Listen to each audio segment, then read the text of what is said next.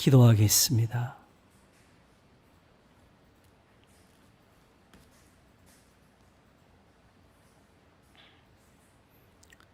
여호와는 나의 목자시니 내가 부족함이 없으리로다 하였습니다.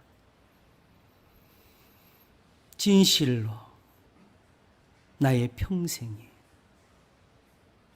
인자함, 그 진실함이 따르기 때문이라. 하나님이 어떤 모양으로 계셨습니까? 이스라엘의 목자는 어떻게 그 백성들을 지키시고 인도하셨습니까? 어느 때나 하나님을 본 사람이 없으되 아버지 품속에 계신 독생하신 하나님이 나타내셨느니라. 나를 본 자는 아버지를 보았거늘.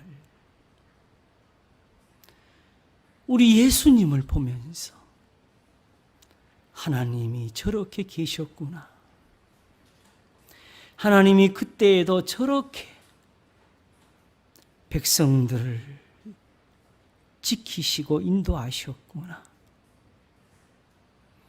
너희가 내 이름으로 무엇이든지 구하면 내가 이루리라 하신 것과 같고, 너희가 내 안에 거하고 내 말이 너희 안에 거하면 무엇이든지 원하는 대로 구하라 그리하면 이루리라 하신 것과 같았으니, 하나님의 말씀이 있어서 그 백성들의 영혼을 새롭게 하실 수가 있었고, 그것이 하나님의 인자하심이 되고 그것이 베푸시는 긍휼이 되어서 저들을 사망의 길에서 건져내셨으며 저들을 그 악한 데서 돌이키게 하셨사오니, 이스라엘의 하나님은 그 베푸시는 말씀으로 인하여 만민 가운데 크게 되셨나이다. 하나님의 도는 극히 거룩하시오니 하나님과 같이 큰 신이 누구오니까? 주는 기사를 행하시는 하나님이시라. 민족들 중에 주의 능력을 알게 하시고 주의 팔로 주의 백성 곧 야곱과 요셉의 자손을 구속하셨다 하였습니다. 하나님 아버지, 우리 예수님이 바로 하나님이십니다. 행하시는 일이 무엇입니까? 당신을 보고 믿게 하는 표적이 무엇입니까? 하는 저들에게 내가 곧 생명의 떡이로라. 나를 믿는 자는 죽어도 살겠고 무릇 살아서 나를 믿는 자는 영원히 죽지 아니하리라 하셨습니다. 무릇 내게 오는 자를 다 살릴 것이라고. 주님, 그러므로 지금도 주님은 하늘에서 우리의 왕이시고 우리의 목자이십니다. 하나님의 성령을 우리에게 주신 것은 그렇게 오늘도 우리의 영혼을 주님께로 이끌기 위하심이니, 우리 영혼의 목자와 감독 되신 이에게 돌아왔느니라 하신 것처럼 주님을 따르며 주님을 본받게 하심입니다. 그런즉 이 시간도 그 긍휼을 그치지 마소서.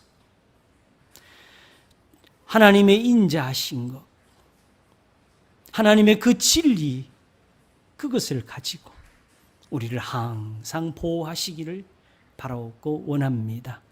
그러므로 이 시간도 우리의 기도를 들으시며, 그러므로 이제도 주의 백성들을 살펴주시며, 저들의 마음에 아픈 것과 저들의 마음이 두려운 것과 저들이 걱정하는 것과 저들의 몸이 아픈 것도 하나님이 다 돌보시기를 바라고 원합니다. 천인이 내 곁에서, 만인이 내 곁에서 엎드러져도 하나님이 오직 악인을 벌 주시는 것, 그것밖에 볼 수 없는 것이라였사오니 하나님 아버지, 오늘도 이 악한 세대에서 하나님의 백성들을 구별하시나이다. 오늘도 그러므로 우리와 함께 계시고 우리 예배를 도우시며 저희에게 복을 주사 저들의 기도하는 모든 것에 응답하여 주시기를 바라옵고 원합니다. 이 민족, 이 나라를 도우소서. 이 작은 땅덩어리, 세상에서 버려진 같은 이곳이 말세의 하나님으로부터 택함을 입은 것처럼 되었사온데, 그러므로 주여 오늘도 기도가 머물게 하였사오니 하나님의 긍휼도 이 땅을 떠나지 않게 하시옵소서. 이 시간도 우리의 예배를 흠양하시며 말씀을 가르치는 자를 도우소서. 감사하옵고 우리 주 예수 그리스도의 이름으로 기도하옵나이다. 아멘. 성경 말씀 보겠습니다. 누가복음 15장입니다.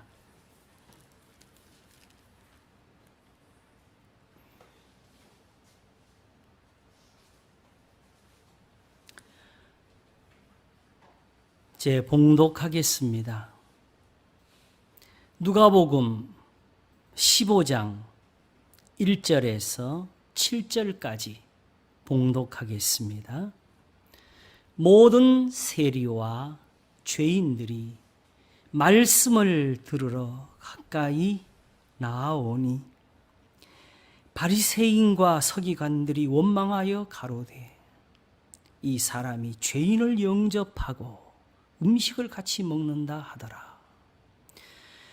예수께서 저희에게 이 비유로 이르시되 너희 중에 어느 사람이 양 100마리가 있는데 그 중에 하나를 잃으면 99마리를 들에 두고 그 잃은 것을 찾도록 찾아다니지 아니하느냐. 또 찾은즉 즐거워 어깨에 메고 집에 와서 그 벗과 이웃을 불러 모으고 말하되 나와 함께 즐기자. 나의 잃은 양을 찾았노라 하리라. 내가 너희에게 이르노니 이와 같이 죄인 하나가 회개하면 하늘에서 회개할 것 없는 의인 99을 인하여 기뻐하는 것보다 더 하리라. 아멘. 누가복음 15장 1절에서 7절까지 봉독했습니다.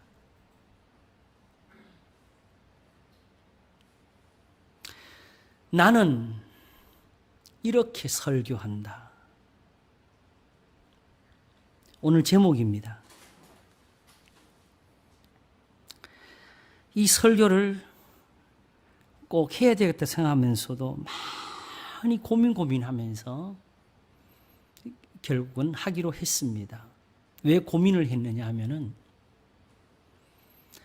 한 3년 동안에 제 핸드폰에다가 이 설교를 꼭 해야 되겠다고 하면서 적어놓고도 하지 못한 설교가 1,500개가 넘습니다. 그 지난 주일도 그렇고 이번 주일도 그렇고 10개가 넘는 말씀을 다시 배우면서 제가 배우는 거예요. 아, 이게 이런 거였구나. 이제는 조금 알겠구나. 그런 것을 가지고 이번에는 이걸 설교하겠다 하게 되면 또 새로운 게 다시 또 알아져요. 주일 전까지 계속. 그러면 마음은 제일 금방 깨달아진 게 제일 마음에 생생하니까 그 말씀을 사실은 많이 전하게 됩니다.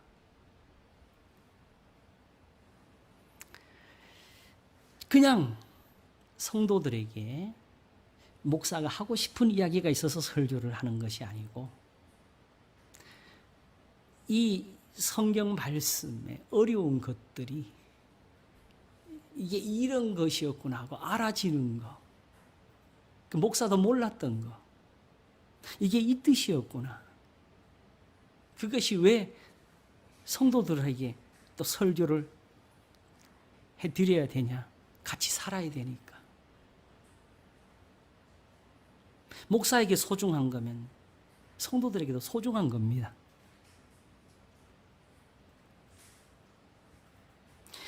목사가 이런 식으로 성도들과 말씀을 나누고 설교를 하게 된 이유는 제가 가끔씩은 말씀을 드렸는데 제가 아직도 모르는 게 많아요. 이제 고폴이 온 지 한 40년 돼가지요. 그때만 해도 사실 지금같이 다 깨닫지를 못했어요.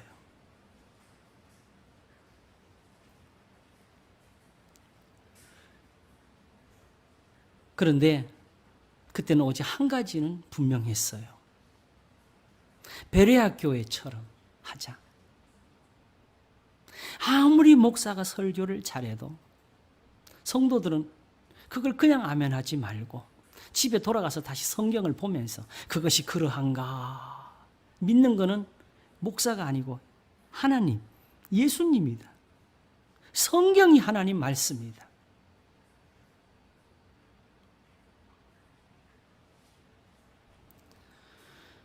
그러므로 주일 아침 예배를 특별히 그렇게 했고 오후 예배들도 당연히 그렇게 했는데 따로 설교를 하지 않고 사실은 성경 공부를 계속했어요. 만약에 목사가 그냥 단순히 설교를 잘하는 것만 가지고 한다면은 우리 목사님은 이렇게 설교하더라고. 우리 목사님 설교를 이렇게 잘한다고. 이게 뭔 소용이 있어요? 딴 데 가면 더 잘하는 사람 또 나올 수 있는데. 문제는 그게 왜 문제가 크냐게 되면 이미 작은 경험이지만은 세상에는 우리가 아는 쉽게 말 크게 이단이라는 것이 있습니다. 잘못된 가르침이 있어요. 그런데 성도들은 그걸 잘 구분할 수 있어요? 없잖아요. 그럼 우리 목사님이 이렇게 하더라. 근데 저희가 하니까 저렇게 하더라. 이렇게 하면 우리 성도들이 신앙을 못 지키는 거예요. 그러므로 우리 성도들 속에는 뭐가 남아야 되느냐? 이게 하나님 말씀이다. 이 말씀이 이런 뜻이야. 저렇게 하면 안 되지. 이게 있어야 성도들이 사는 거예요.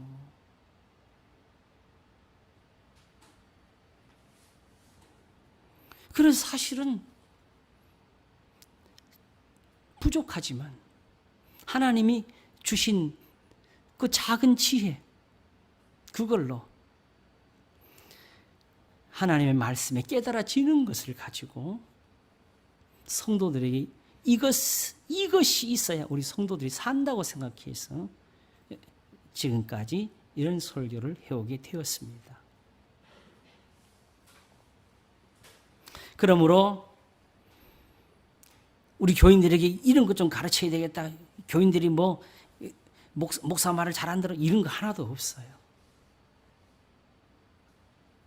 어디 예수님을 알고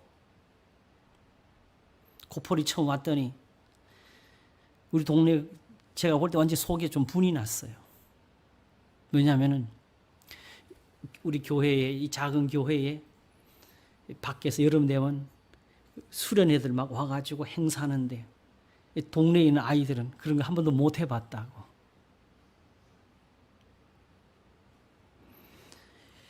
사실 우리 동네 그 이야기는 우리 교인들이 더 잘 아시지요. 어렵다는 거. 우리가 어려운 데서 다 모였고. 그래서 결국 그때 생각하기를 만일 내가 여기서 하나님께 은혜를 얻어서 성도들에게 복을 얻게 한다면 우리 성도들은 사실 이 동네를 떠나야 될 것 같다는 생각이 들었어. 그래서 이 성도들을 붙잡는 것보다가 나가서 살 때에 진짜 신앙을 바르게 지켜가면서 이 위험한 세상 속에서 이게 하나님 말씀이다. 이렇게 지키도록 사실은 도와주려고 했습니다.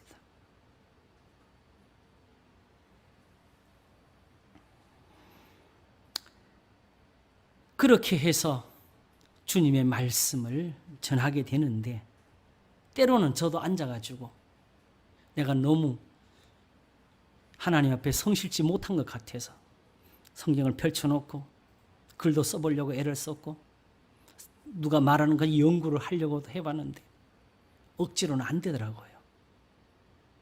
결국은 소위 말하는 그 깨닫게 된다는 거, 그런 것이 일어나서 된 거지. 혼자 눈을 떠서 연구를 해가지고 펼쳐놔가지고 그냥 보여주지는 않았습니다. 오늘 이 말씀도 결국은 여기서부터 시작하려고 정해놓고 지금 펼치니까 눈물이 나오네요. 이게 이거구나가 또 보여지는 거지요.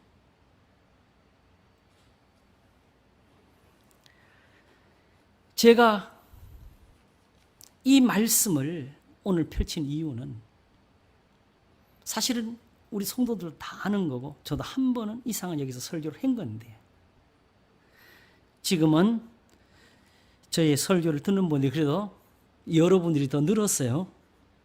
그분들한테 특별히 생각해 보니까 지금 내가 깨달아지는 것이 저분들에게는 어려울 수 있다는 생각을 하게 됩니다.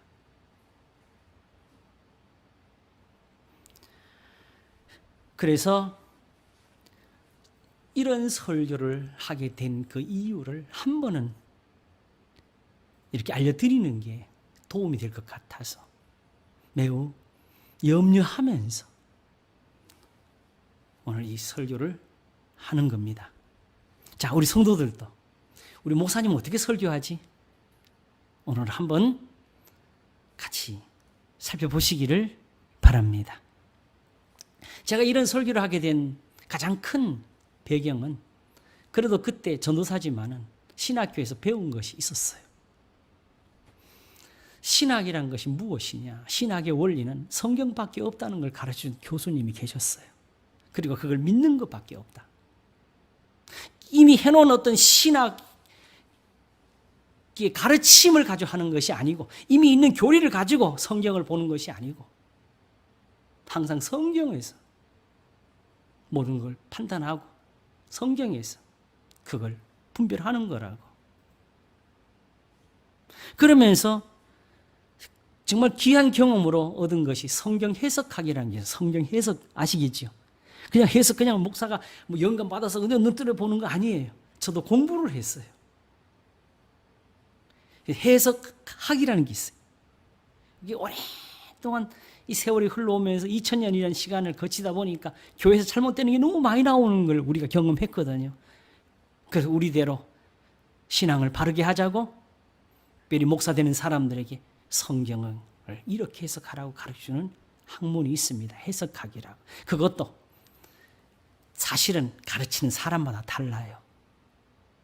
근데 제가 배운 것은 빨간 표지로 된 그런 좀 옛날스러운 책인데 루이스 볼코프라고 바로 우리 칼빈주의 신학에서 굉장히 소중한 학자이십니다. 제가 그걸 깊이 공부할 수 있는 그런 재능은 사실은 다 모자라지요. 근데 거기서 얻은 그 기본이 저한테 주는 도움이 있었습니다. 왜 해석을 하느냐? 해석을 왜? 성경 말씀인데 그냥 딱 볼 때 하나님이 하늘에서 징 해가지고 뭘 꽂아 주셔야지. 그분이 하는 말씀이 뭐냐? 자기도 이걸 어떻게 힌트를 얻었느냐? 법을 해석하는 걸 가지고 왔다. 법이 뭐냐? 법을 만들 때 왜 만들어요? 그냥 갑자기 앉아가지고 여러분 우리 법 하나 만듭시다. 국회에서 그렇게 만든 게 아니고 세상에 무슨 일이 생기니까 저거 해결하자고 법 만드는 거잖아요. 그렇죠? 그렇게 할 때는 그 법이 그때는 뜻이 잘 맞아. 이걸 막 이거 하자고 했는데 시간이 지나가게 되면 그런 일이 사라져버리고 법만 남아.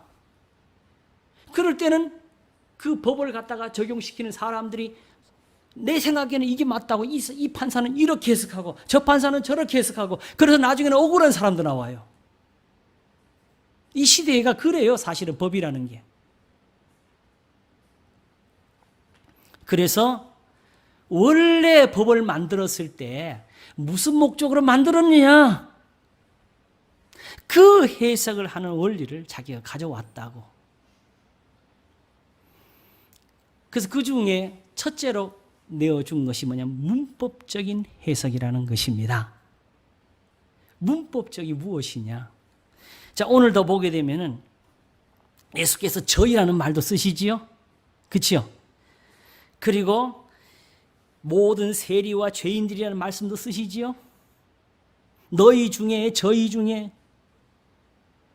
그리고 여기에 나오는 모든 글들이 사실은 서로 약속이 있고 정해져 있으니까 뜻이 전해지는 거지. 내가 했다 그랬는데 한다로 들으면 안 되지요.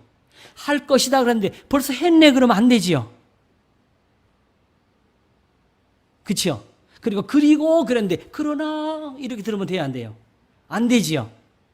그러니까 우선 쓰여져 있는 대로. 아시겠지요?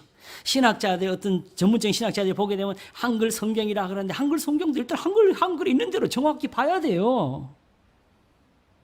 처음부터 따지지도 않고 맞네 안 맞네 하시면 안 되는 거잖아요. 그렇지요?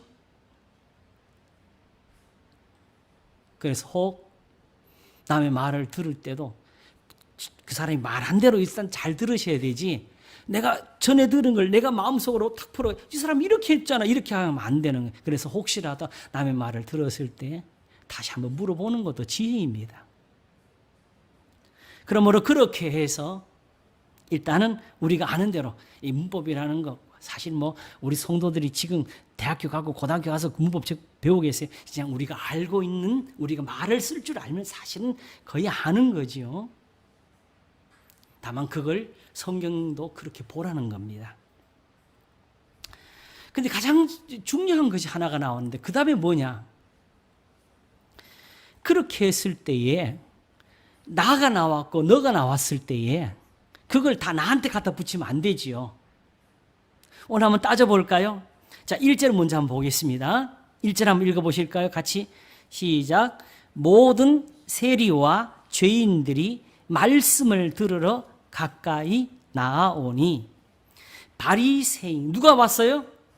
아니, 여기 나온 사람들 세리와 죄인들이 왔어요. 아시겠죠? 뭐하러 왔어요? 말씀을 들으러 왔어요. 아시겠죠? 그랬더니 누가? 바리새인과 서기관들이 원망하여 가로되. 예수님 보고 원망합니다. 어떻게? 시작. 이 사람이 누구예요? 여기서 죄인을 영접하고 음식을 같이 먹는다. 이 사람이 누구예요? 아니지.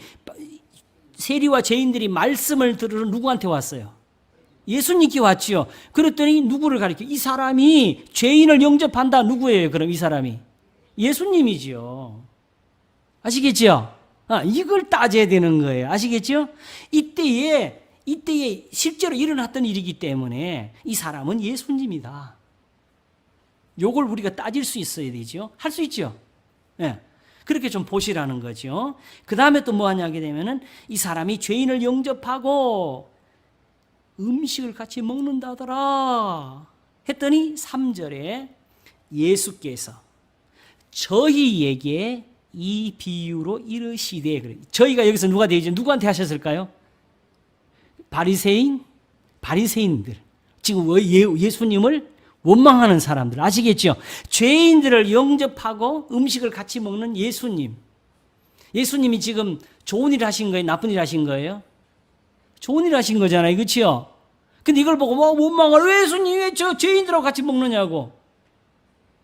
그랬더니 예수님이 저희에게 이 비유로 이르시되. 저희가 이건 누구예요? 그러면 지금 원망하는 바리새인 서기관들이죠.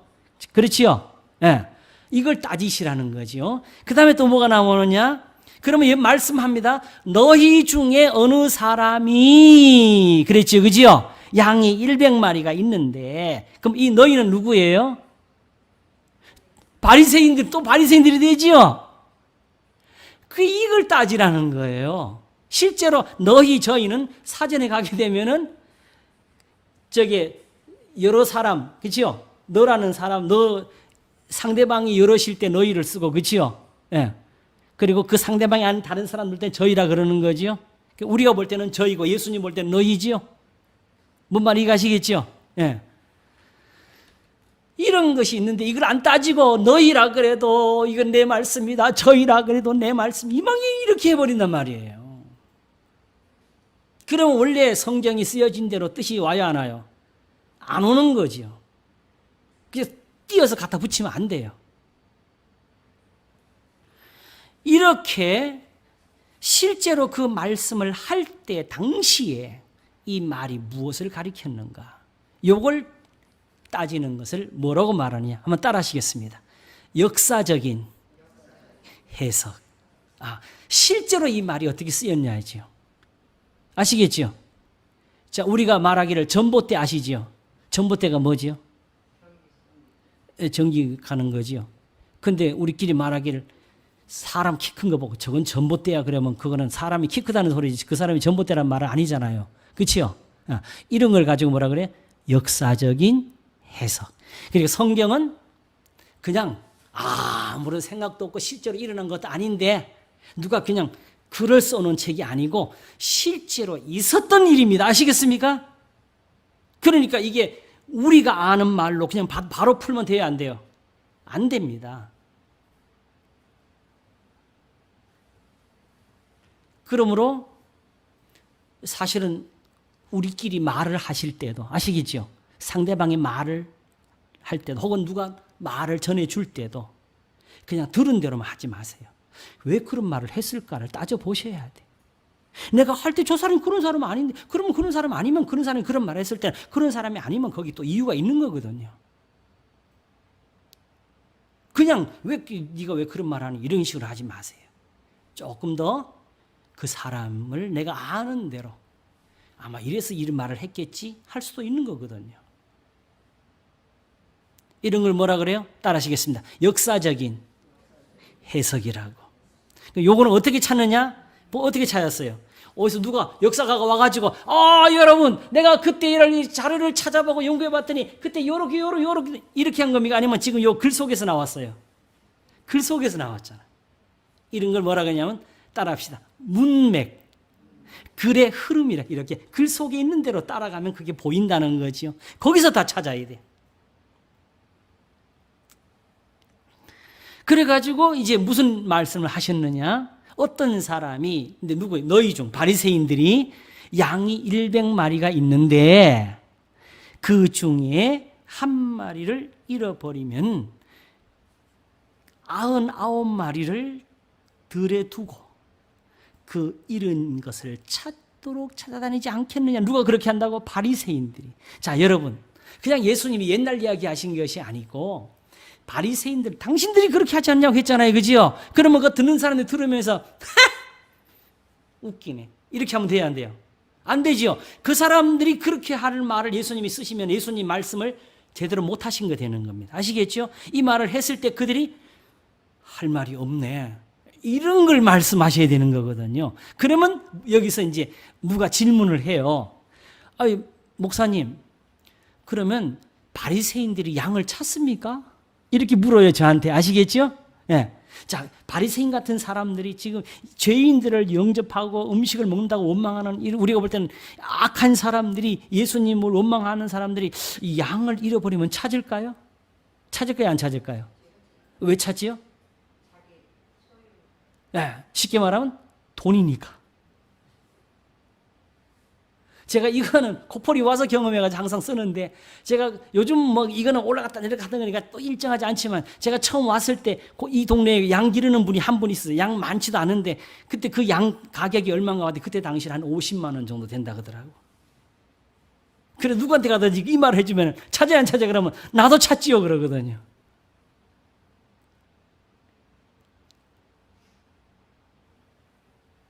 그러니까 예수님이 하시는 것은 예수님이 지어낸 이야기가 아니고 실제로 너희들이 이렇게 하고 있지 않느냐.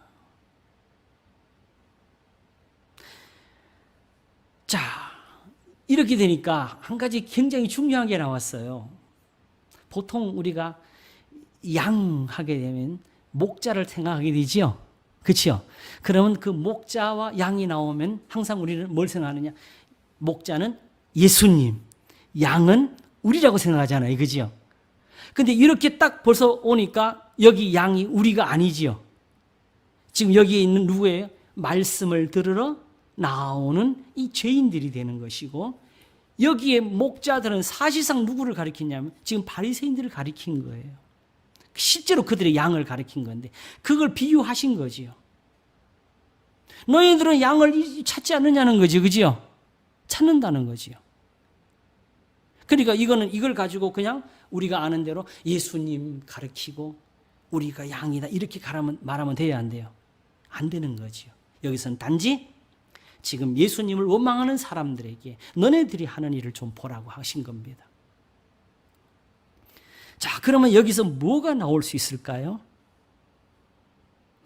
그 잃은 것을 찾도록 찾아다니지 아니하느냐? 또 찾은 적 즐거워 어깨에 메고 집에 와서 그 벗과 함께 이웃을 불러 모으고 말하되 나와 함께 즐기자 나의 잃은 양을 찾아노라 하리라. 실제로 한턱 쓰겠죠. 예수님이 이것을 우리에게 배워주시는 말씀이 다른 데 하나 있는데, 자, 이렇게 하니까 이제 풀었어요, 안 풀었어요? 풀어졌지요? 그럼 이 푸른 것이 과연 맞았는가 하는 마지막 확인이 하나 있어야 되는데, 그걸 우리가 신학교에서 배울 때 뭐라고 배우느냐? 한번 따라 하시겠습니다. 신학적 해석. 아, 오늘 우리 성도들이 진짜 어려운 거 배우시죠? 아까 신학이 뭐라 그랬죠? 성경이라 그랬잖아요. 그죠? 성경에 정말 그렇게 돼 있느냐? 마태복음 12장을 보게 되면은 예수님이 안식일에 병 고치는 것을 가지고 또 트집을 잡으려고, 안식일에 병 고치는 것이 옳은 일입니까? 하고 지금 따지고 있는 자리가 있어요. 아시겠죠? 그럴 때 예수님 무슨 말씀하셨느냐? 너희 중에 어느 사람이 양이 한 마리가 있어 구덩이에 빠졌다. 여기는 100마리 같지만 잃어버린 건 몇 마리였어요? 한 마리였죠. 여기도 마찬가지. 한 마리가 구덩이에 빠졌다. 유대인들이 말하면 안식일에 일을 하면 안 되는데, 그러면 안식일에 구덩이에 빠진 양을 너희들이 건지냐 안 건지냐고 물었어요. 건지겠어요, 안 건지겠어요? 건졌지요. 그러면서 예수님이 안식일에 병 고치는 일을 어떻게 풀어주셨느냐? 사람이 양보다 얼마나 더 귀하냐? 자, 그러니까 예수님 말씀 들으니까 지금 우리가 지금까지 이 해석한 게 맞아요, 안 맞아요? 맞잖아요.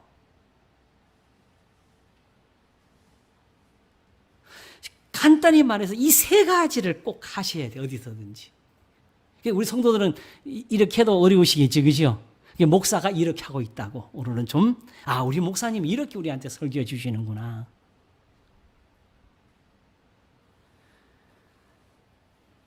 자, 그러면 이제 답이 나왔네요. 그죠? 지금 예수님 이 사람들은 뭐 하는 거예요? 결국 요 말 하시는 거죠. 너희들은 그렇게 해서 어깨에 메고 즐거워와서 기뻐하는데 사람이 양보다 얼마나 더 귀하냐를 지금 말씀하는 거지요. 지금 이들이 뭘 원망해요? 말씀을 들으러 오는 걸 보고 원망을 하잖아요.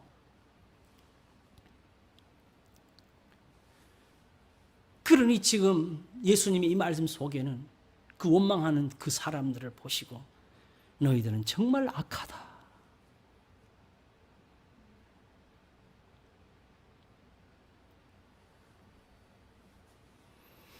사실은 거의 지금까지의 모든 설교가 이렇게 해서 나왔습니다. 그렇게 해서 성도들에게 뭘 가르쳤어요? 성경 말씀을 제가 가르쳐 드렸습니다. 제가 깨달아지는 것부터.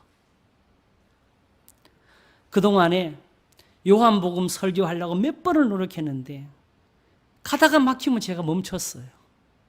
갈라디아서 설교하려고 몇 번 노력하다가 3번을 멈춘 것 같아요. 내가 보니까. 모르는 거는 제가 못해요.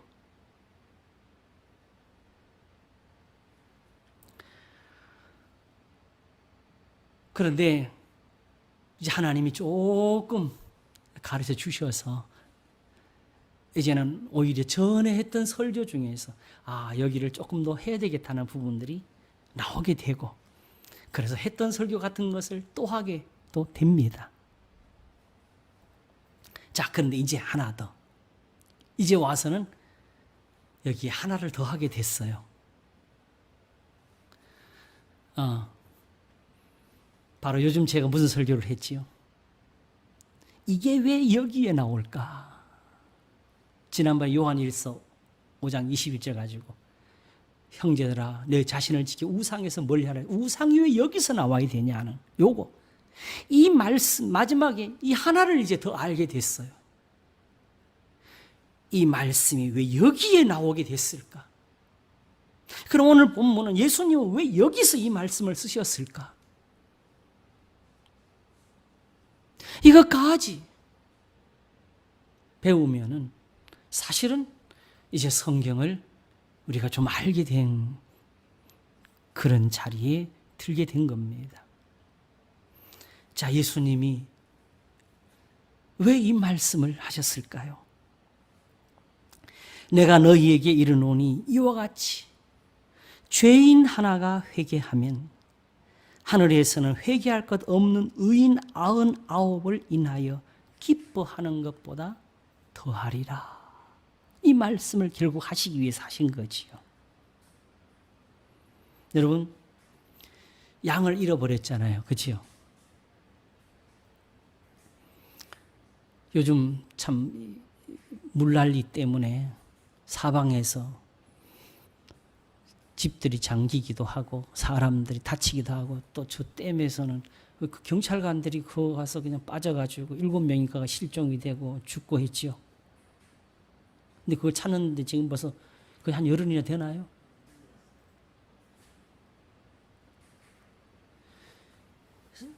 산에서 들에서 양 한 마리를 잃어버리면 그 찾기가 쉽습니까? 힘들지요. 요즘처럼 비행기 띄울 수도 없고, 그렇지요? 뭐 내비 칠 수도 없고, 핸드폰으로 누를 수도 없고, 그 양을 찾는다는 것은 진짜 힘든 건데 바리새인들은 그걸 하고 있다는 거예요. 그러면 사람이 양보다 얼마나 더 귀하냐 하실 때에 죄인 하나를 찾아다니시는 그 하나님은 수고를 하지 않으시는 겁니까? 그보다 더 많은 수고를 하셔야죠. 이런 욕도 먹어야 되고 이런 비난도 맞아야 되고.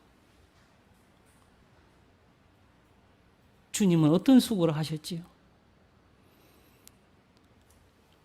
본래는 하늘에서 하나님과 함께 계신 영광스러운 하나님의 아들이 이 땅에 오셔서 여인의 몸에서 태어나셨고 나실 때도 누울 자리가 없어서 마구간에 태어나셔서 구유에 누이셨고.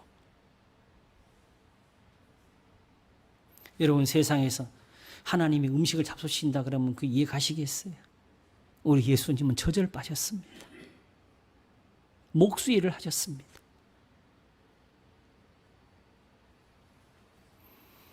모욕과 멸시와 천대를 받으셨다고, 저가 채찍에 맞음으로 너희가 나음을 얻었다고 밤을 새며 친히 기도하셨고, 이 동네에서 쫓기고 저 동네에서 물러나고, 그러면서도 선지자가 예루살렘 밖에서는 죽는 법이 없느냐 하시면서 선지자를 돌로 치는 곳으로 향해서 가셨습니다. 왜냐하면 거기도 말씀을 전해야 되니까. 거기 가서 죽으신다고.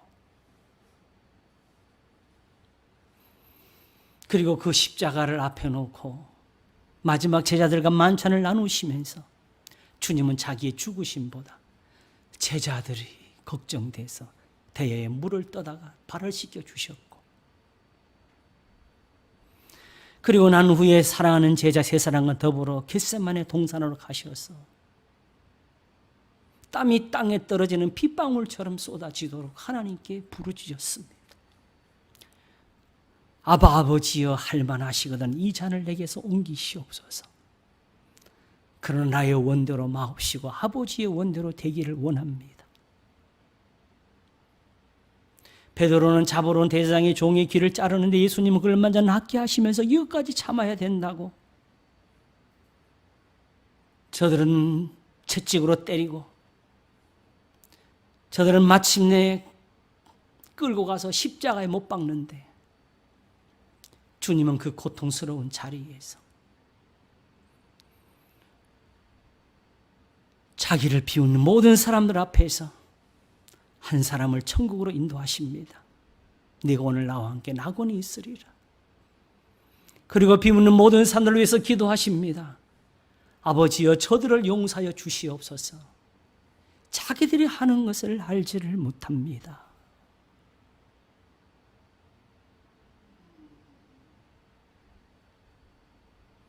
이걸 베드로 선생님은 2장에서 쓰기를 욕을 받으시되 욕하지 아니하시고 고난을 받으시되 위협하지 아니하시고 오직 공의로 심판하신 자에게 모든 것을 부탁하시고 하시며 친히 나무에 달려 그 몸으로 우리 죄를 담당하셨으니 이는 우리로 죄에 대하여 죽고 의에 대하여 살게 하려 하심이라. 저가 채찍에 맞음으로 너희는 나음을 얻었나니 너희가 전에는 양과 같이 길을 잃었더니 이제는 너희 영혼의 목자와 감독 되신 얘기로 돌아왔느니라. 지금 하나님은 양을 찾는 게 아니고 사실은 잃어버린 영혼들을 찾고 계신 겁니다. 어떻게? 예수님 뭐라 그랬어요? 회개라는 말을 쓰셨잖아요. 그렇지요? 양은 목자가 가서 찾고 끌고 오면 돼요. 그러나 우리는 어떻게 잃어버렸습니까? 우리는 사실은 어디서 잃어버렸느냐? 주님이 마태복음 18장에서 이런 양을 말씀하실 때 보면 결국은 제자들의 다툼에서도 시작했어요. 하늘에서 누가 더 높습니까? 하는 그 제자들에게 어린아이 하나를 세우신 데서부터 시작한 겁니다. 어린아이 하나를 멸시치 말라고 이들에게도 용서를 가르치라고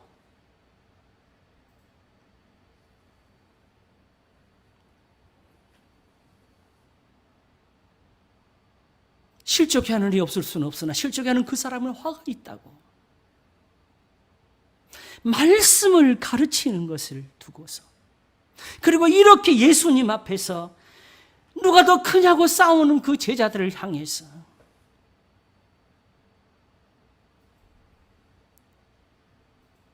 용서를 가르치시면서 하나라도 잃어버려지는 것은 내 아버지 뜻이 아니라고.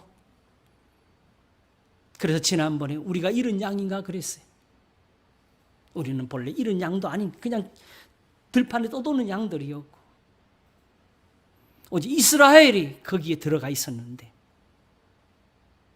주여 주여 하면서도 하나님의 말씀을 듣지를 못한 그런 기갈 속에 있어서 사실은 그들의 예배가 방황이었고 그들의 제사가 헤매미였고 그들의 하루 3번 기도가 허공을 치는 것이었고 그들의 그 음식이 땅에 쌓이는 재물이 되어버렸습니다. 조미 먹고 동록이 먹었고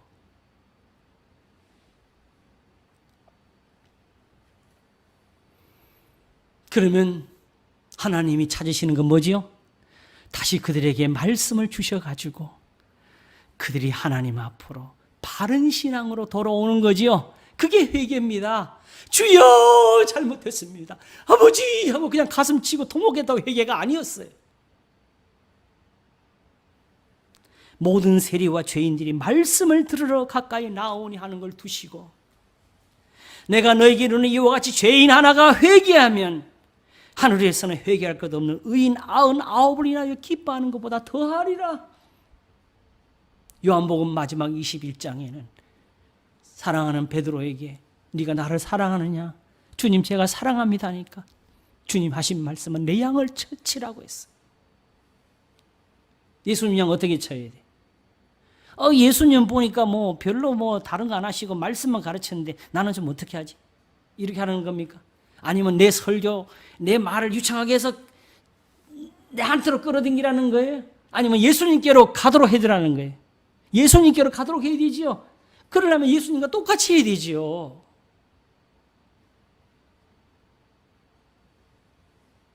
세상에 설교하는 사람들이 교인들을 양이라고 생각하면 내 양이 아니고 예수님의 양인 줄 알아야 되고요. 거기서 내 양을 치라는 예수님 말씀을 들었거든. 그것은 지금 예수님이 하신 것처럼 지금 이 세리와 죄인들이 말씀을 들으러 누구에게 나왔어요? 예수님이 온 것처럼. 그럼 우리는 뭘 해야 돼요? 예수님의 말씀을 이렇게 전해야 되는 거지요.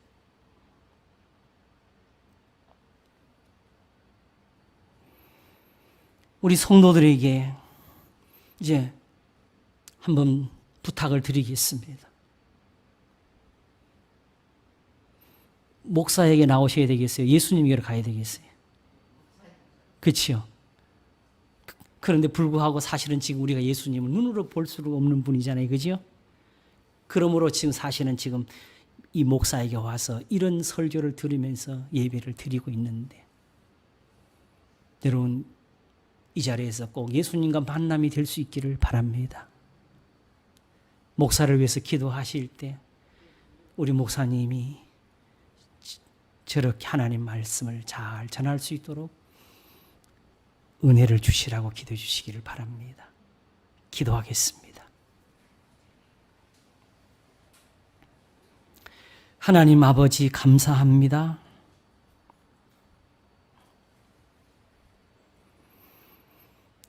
그냥 사람을 많이 모으란 것이 아니고 내 양을 치라 하심이었습니다. 사실은 우리가 다 예수님께로 나왔습니다. 주님의 양무리가 되려고. 오늘도 우리가 주인 없는 목자처럼 살지 않고 주인이 있는 양들이 주인 없는 양들처럼 살지 않고 주인 있는 양들처럼 되려고 그렇게 예수님 앞으로 나왔습니다. 저 죄인과 세리들이 말씀을 들어 나오는 것처럼 우리가 교회에서 예배 드리는 것이 그런 사랑이 되도록 복을 주시옵소서. 이 자리가